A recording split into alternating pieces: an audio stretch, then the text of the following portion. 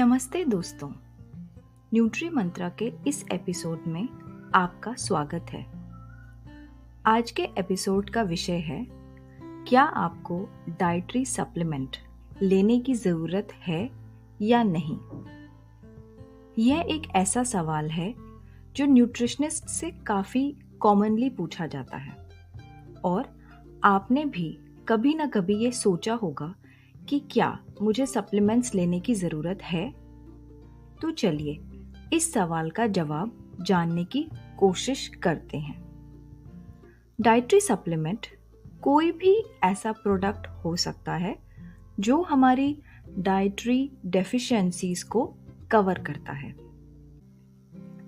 Health care providers जैसे कि doctors, nutritionists, dietitians, इन सब की राय डाइटरी सप्लीमेंट को लेकर काफ़ी मिक्स्ड है। हम अपनी रोज़मर्रा की न्यूट्रिएंट रिक्वायरमेंट अपने खाने से बखूबी रूप से पूरी कर सकते हैं, लेकिन हमारे जीवन में कुछ ऐसे स्टेजेस आते हैं जब हमें खाने के साथ साथ सप्लीमेंट्स लेने की ज़रूरत पड़ सकती है। तो अब हम आते हैं इस सवाल पे कि डाइटरी सप्लीमेंट की आवश्यकता किसे है।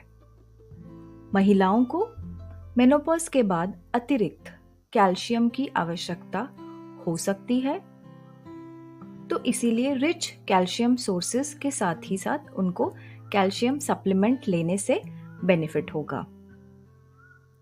पीरियड्स के दौरान अगर किसी को एक्सेसिव ब्लीडिंग होती है तो उन्हें आयरन या आयरन और फॉलिक एसिड लेने की आवश्यकता हो सकती है।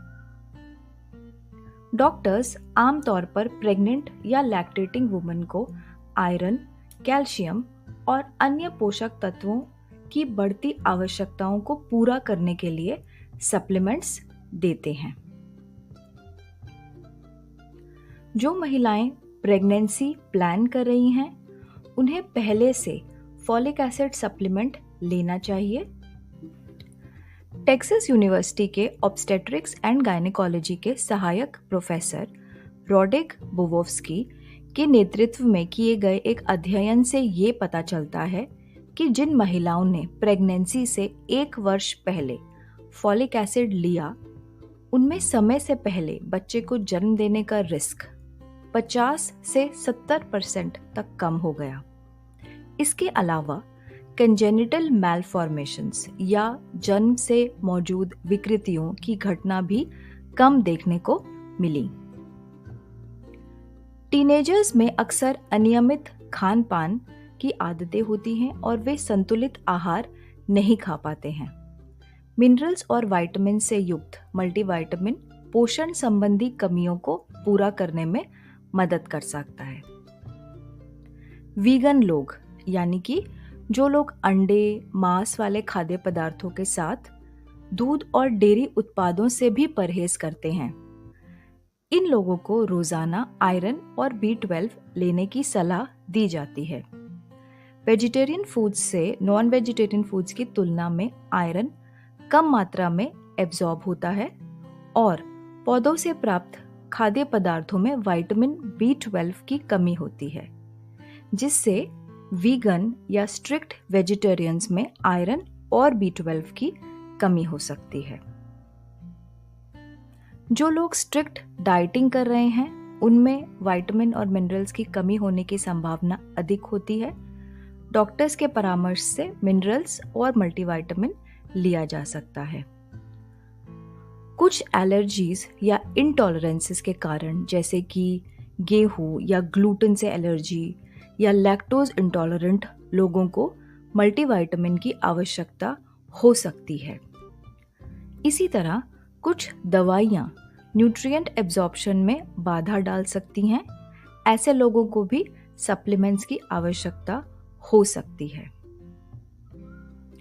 आजकल हम जिस तरह का आहार, जैसे कि पैकेज्ड, खाने के लिए तैयार, सुविधाजनक खाद्य पदार्थ खा रहे हैं, उसमें न्यूट्रिएंट्स की भारी कमी है।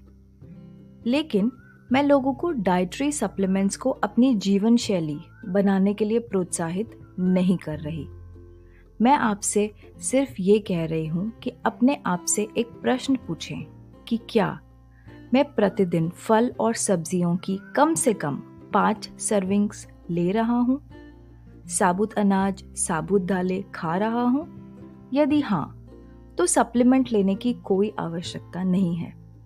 यदि नहीं, तो अपने दैनिक आहार में फलों, सब्जियों, साबुत दाल, अनाज इनको शामिल करने का प्रयास करें। और अगर किसी भी वजह से ये नहीं कर सकते, तो डॉक्टर से बात करें और उनके प्रिस्क्रिप्शन के बाद ही डाइटरी सप्लीमेंट्स स्टार्ट करें। आशा करती हूँ आपको न्यूट्री मंत्रा का ये एपिसोड अच्छा लगा होगा। अपना ख्याल रखिए, स्वस्थ रहिए। Take care, bye bye.